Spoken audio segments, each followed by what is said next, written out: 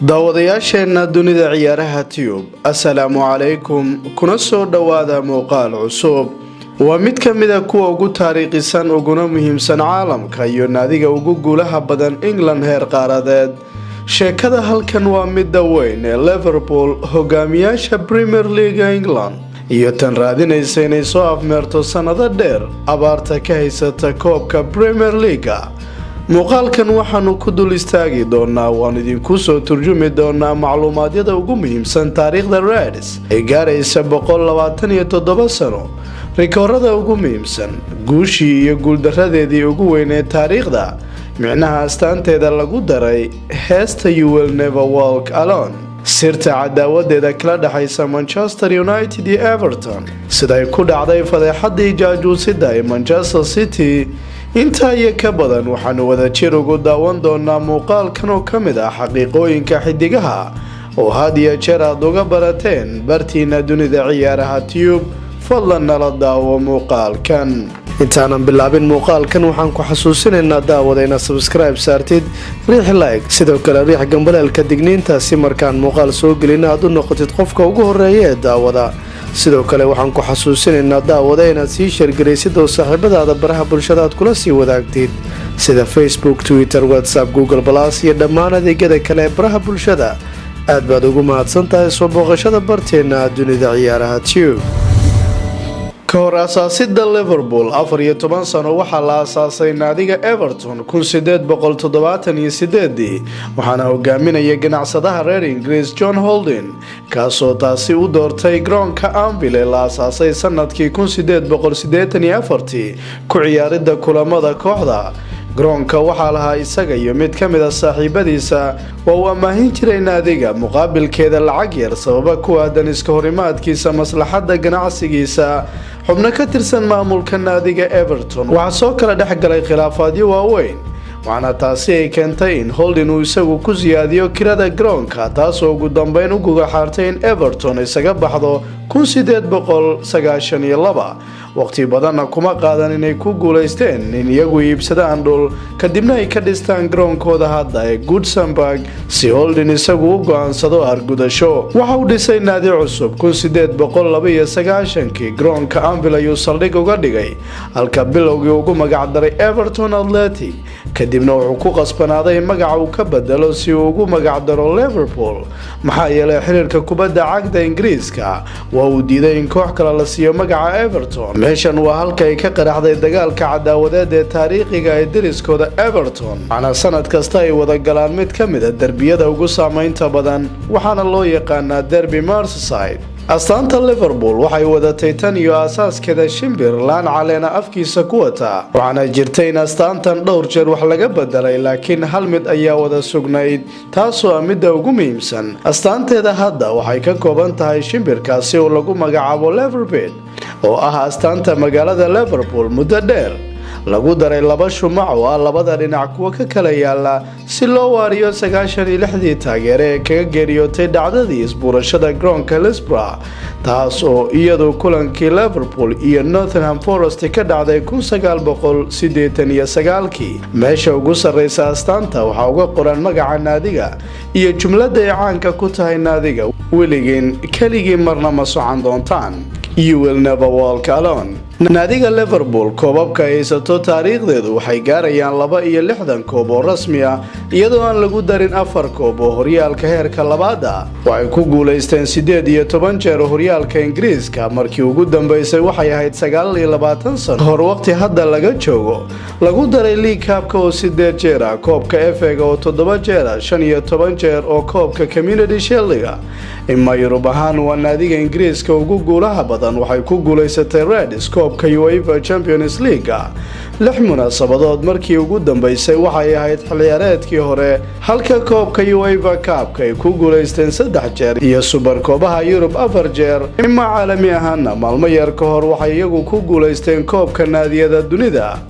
qasnadeeduna waxa uu ahaa koobka kaliya ka maqnaa waxaana sidaasi ay ugu noqdeen naadiga labaad ee ku guuleysatay koobkaasi ee wadanka England iyadu ka ciyaarta You Will Never Walk Alone waa heesta caanka ay ku tahay naadiga Liverpool taasoo mar waliba qurxisa sawaxanka taageerayaashooda ay soo muuqatay kontameeyadii waxaa ku heesay mid ka mid ah kooxaha masraxyada way cajabisay Paul Shacklet oo barihii Liverpool ee waqtigaasi mar dambe waxa uu qaatay mid ka mid ah barnaamijyadiisa idaacadeedka doorashahan 8 hees ee ugu fiican taasi kadib waxaa nidaam laga sameeyay garoonka Anfield lagaga daarayo in ka badan 10 hees bilowgii heesta You Will Never Walk Alone qayb ay ka ahayd heesahaasi laakiin waqti dambe liiska ayay isaga baxday balse jamaahiirta Liverpool iyagu wali way ku sii tacalluqeen isla markaana way sii haysteen si ay astaan ugu noqoto waxaana markii dambe lagu daray astaanta naadiga isla markaana lagu xardhay albaabka weyn ee laga soo galo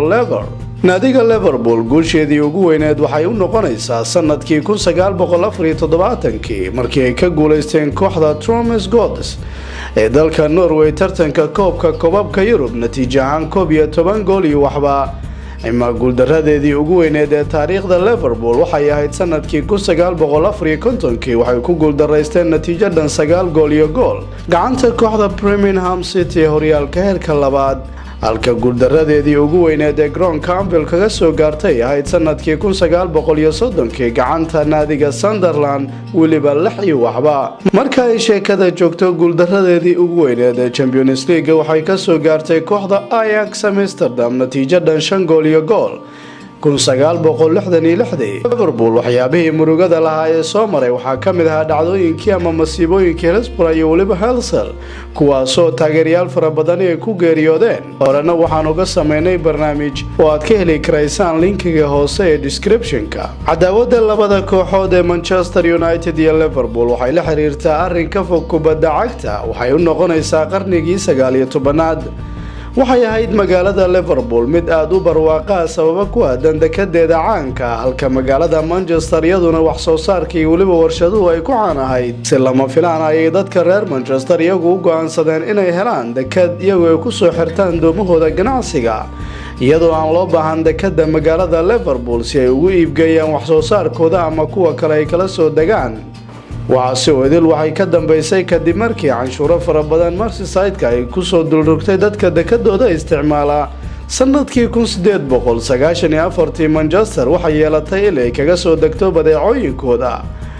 waxaana doomaha ganacsigu ay bilaabeen in toos ay u aadaan magaalada Manchester badalkeeda Liverpool waana waxa sababay caajis dhaqaale oo keenay khasaare maaliyadeed oo magaalada Reds ay soo gaartay waxa ku ziyaaday nisbada faqriga iyo shaqo la'aanta waana waxa kiciyay carada dadka deegaanadaas iyadoona Manchester United ay u arkeen magaaladeeda in cadawga koowaad ay u tahay halkaasina waxaa ka bilowday dagaalka kaasoo u wareegay caalamka cooska cagaaran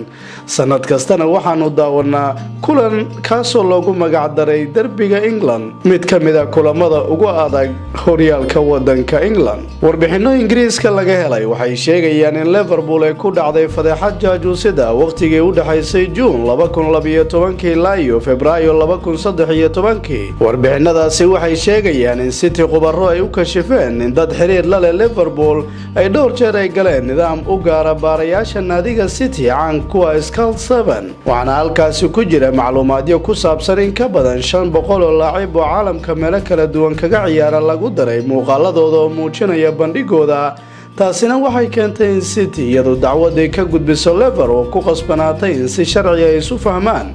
oo heshiis ay la galaan City qiimo dhan 1 milyan oo ganiga sterlinka iyadoo shuruud laga dhigayo inaan wax ciqaab lagu soo rogaynin naadiga Red qadiyadaasina wax maxkamada lama geyn dhinaca jariirada Daily Mail ee wadanka Britain waxay cadeysay in warbixinada la helay City ay muujinayso soo xirigelinta Jesus Navas iyo Fernandinho waxaana daliil ay u noqotay sida City ay u dadejisay heshiisyadaasi kadib dhacdadii waqtigaasi ee Liverpool ay kula kacday City bishii Maarso sanadkii 2015 waxaa faafay laba shakhsi oo muslim oo taageerayaal Liverpool u ahaa oo ku dukanaya albaabka weyn waqtigii nasiinada kulanka Liverpool iyo Blackburn Rovers kulan ka tirsanaa koobka FA-ga waqtigaasi mid ka mid ah jamaahiirta Reds kaasoo lagu magacaabo Stephen Dodd ayaa sawirka soo dhigay bartiisa Twitter-ka waxaana uu ka yiri halkaasi waxaa arrin qalada gudaha Liverpool laba qof oo muslim ah oo waliba dukanaya waqtiga nasiinada waa arrin aad u liita waqtigaasi maamulka Reds waxay iyagu la kulmeen fariimo cadaadis ah kuwaasoo meelo kala duwan ka yimid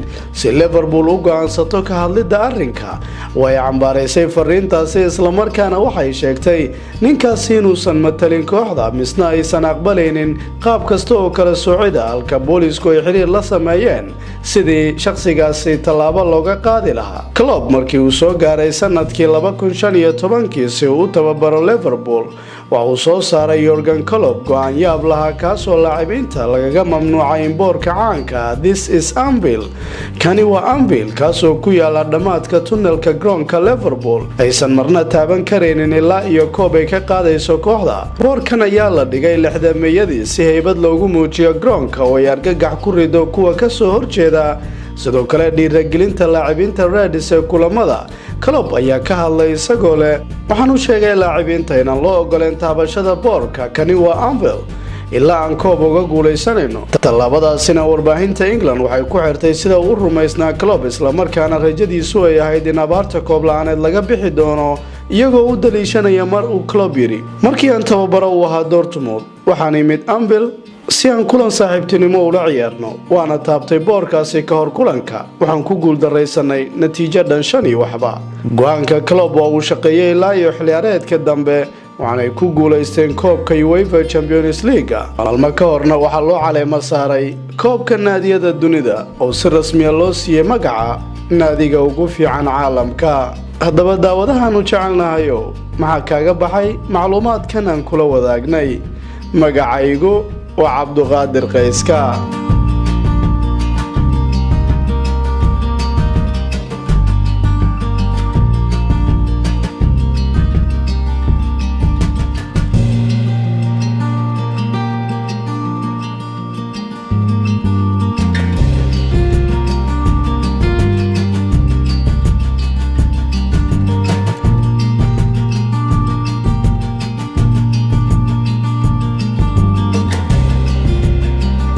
intaanan bilaabin muuqaalkan waxaan ku xasuusinaynaa daawadayna subscribe saartid riix like sidoo kale riix gambaleelka digniinta si markaan muuqaal soo gelin aad u noqotid qofka ugu horeeya ee daawada.